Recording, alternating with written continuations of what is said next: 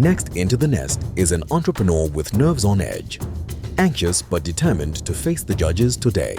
I've pitched before and I've faced judges before, but in this instance, it's a bit different. And right, like judging from what I've seen on YouTube, on the videos that are there, they're a bit very honest and brutal. And I think that is what I'm here for, because I really want to be able to make sure that I improve my business and take it to the next level. So I really want those honest answers and the brutal opinions.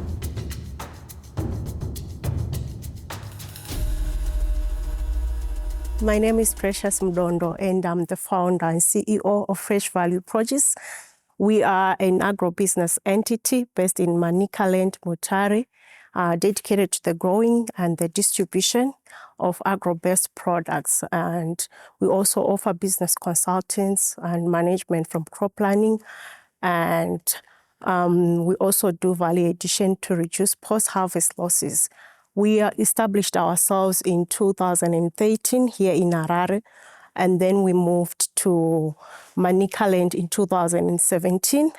We supply B2B markets, your tertiary institutions, the local produce markets, the supermarkets, and we also supply the individuals. Our main products are sugar beans that we supply to boarding schools, the local produce markets, as well as the tertiary institutions. And we also offer, like recently we introduced the range of Baobab products. We are working on a toll manufacturing agreement that we have with one of the big companies in Manicaland, where they produce for us Baobab juice, and we're also doing Baobab coffee, and we're also doing Baobab oils. Mainly the focus that we have been doing is to offer health products to our customers. For example, the Noa 45 sugar beans that we have, it's high in zinc and iron, so we are also offering it to those that are very health conscious. And it's easier to cook. It produces a very good soup as compared to the other types of sugar beans that is on the market. This one cooks faster. In 2 hours, it will be done. So that's why our customers prefer our sugar beans. And we also support other farmers through an outgrower scheme. We are implementing a successful outgrower scheme to empower women and youths, especially from rural areas, because it has always been my passion when I started this business to make an impact in the community. To say that as much as we are making a profit, we are also giving back. And the communities, especially the women from rural areas and the youths, are able to take care of their families. And so far, like for the last year, our revenues, they exceeded 23,000 USD. And we are also, we have been exporting informally, especially to neighboring countries like Botswana and South Africa, and abroad, your United Arab Emirates and Australia, where we export informally. But we want to take this journey to embark on exporting formally, and we have begun this journey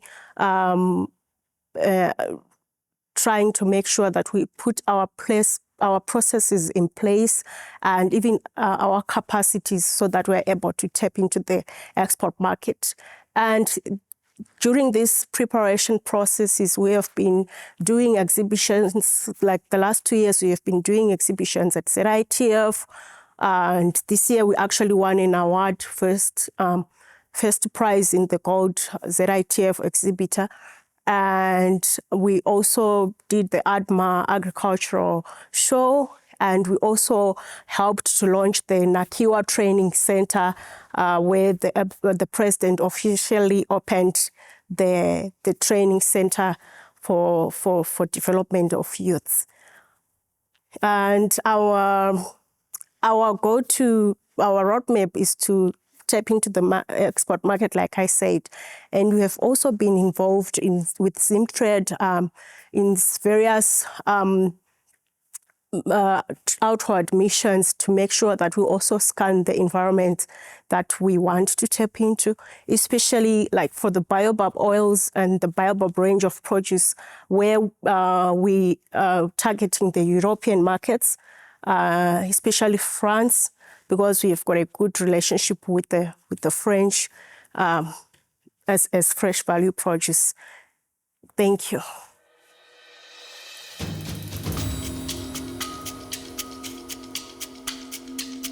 A lengthy pitch from Precious. She lays it all on the table, leaving little unsaid. The judges are ready to cut straight to the chase. After all, she did say she came for the brutal honesty. Let's get the soft stuff out of the way before getting into the hard stuff. I'm not a fan of your packaging. Okay. I'll not lie.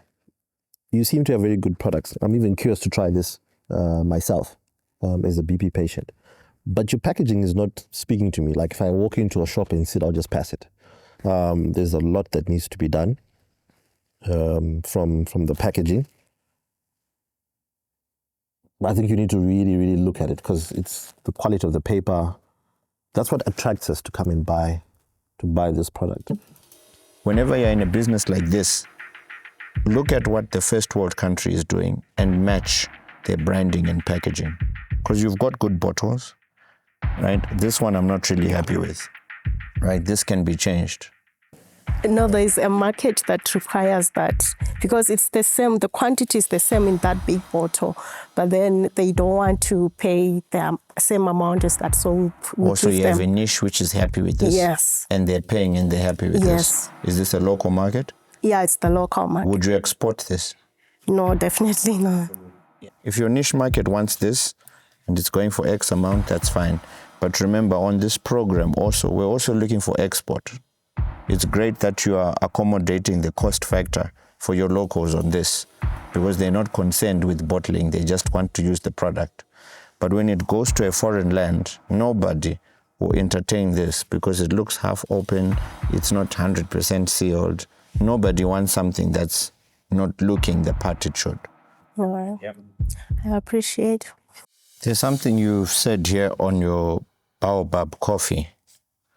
Tell me about can prevent cancer cells. Do you mind explaining that? Cool. So we are saying baobab coffee or baobab rather, it's high in antioxidants and they help to reduce or to prevent the multiplication of cancerous cells. Okay. Just going on looking at, the health benefits of baobab powder. I've just been through a couple and there's nothing that relates to cancer there. Oh. So I don't think it's something that you should put. But that is a put-off, especially when people then look at it, because doctors will say that's not true. Oh, yeah. The judges caution the entrepreneur against labeling unproven claims on her products. A hard truth received well by Precious. However, Cheludo is eager to understand the products more. With the baobab products, you spoke about toll manufacturing arrangement. Yes. Can you speak a little bit more about that? Okay, so we have a good relationship with one of the, not really at liberty to disclose, yeah, but it's a tertiary institution in Manicaland, and the relationship is it's mutually beneficial because we supply them. They usually support us when we are supplying them to our sugar beans, our cabbage and tomatoes. And so we have agreed, we signed an agreement with them to say, may you please manufacture, because they've got the state-of-art machinery and they are SAS certified. So what we are doing is we're just sending our labels and our bottling, our packaging, and then they do everything for us. Where do you get the baobab seeds, isn't it? When they do the baobab juice, they crush the seed and it makes the coffee, or they cold press the seed to make the oil. It's the oil is an adulterated oil. It's tissue oil 100%. And you know how for the last few years, again, women have been advocating for tissue oil products for skincare. You spoke about Botswana. Tell us more about Botswana. So I've got 2 potential partners that we want to partner with in the distribution of sugar beans mainly. Yeah. But you are sending stuff to Botswana. I heard you say the word informal exports. I thought export was export. Yes, When I heard we informal- are sending. I've got some family in Botswana. Yes. Okay, so it's not a developed market. It's just essentially people who know you. Yes. You're not doing enough to let the market know that you're there, you know.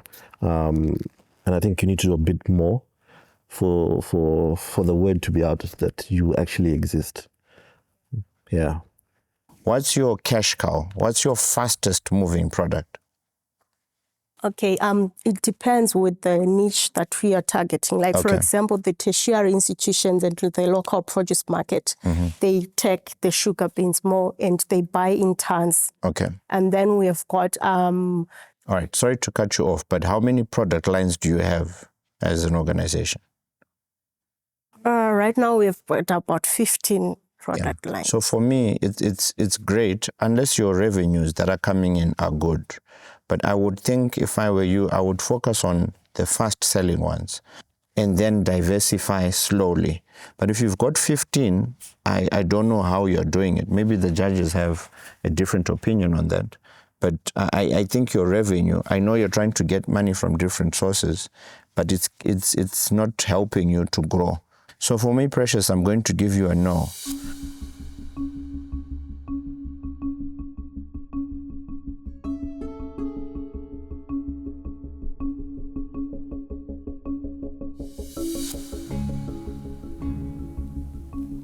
Okay, so for me, Precious, I like the social impact of the business. I like the sustainability part, the issue of the post-harvest losses and the outgrower scheme. I'm going to give you a yes, but I want you to go and look at your figures, because at the end of the day, this sounds more developmental. It sounds like a big non-profit, you know. And even when you now say you make 23,000 and 3,000 is your profit, what's your margin? 15%, 10%? I'm not getting it, you know. So just go and look at your figures, but it's a yes for me.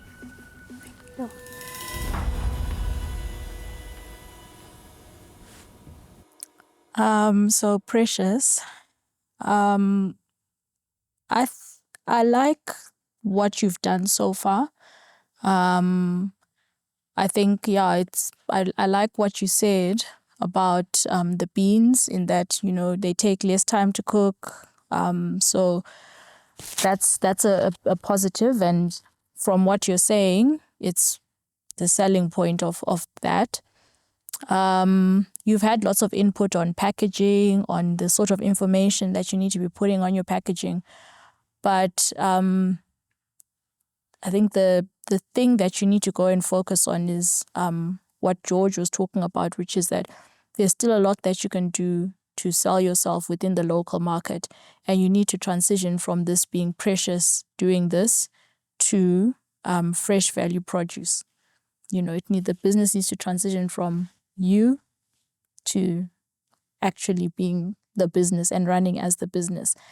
And so for that reason, it's a no from me.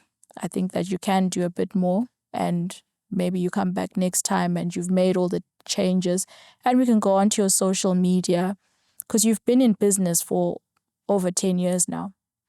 Yeah, so maybe we can see a lot more. And I think it won't take you long to do that. But if you just go and implement those things, then I reckon you'll see that revenue of yours growing quite significantly. Thank you. All the best. Yeah, I also have to agree. I think there's a need for that separation. We are not seeing the business, we're seeing Precious.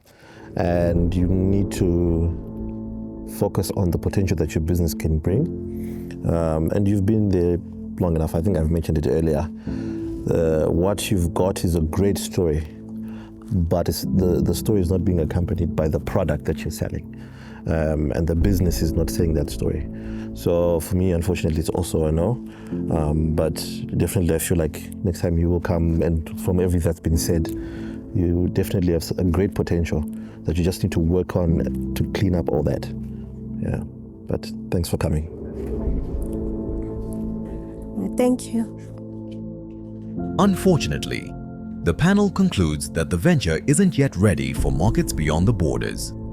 Still, Precious leaves the nest with valuable advice that, if implemented, could strengthen her business even within the local market. The Eagle's Nest Youth Export Incubator, proudly brought to you by Zimtrade and EcoBank, the Pan-African Bank.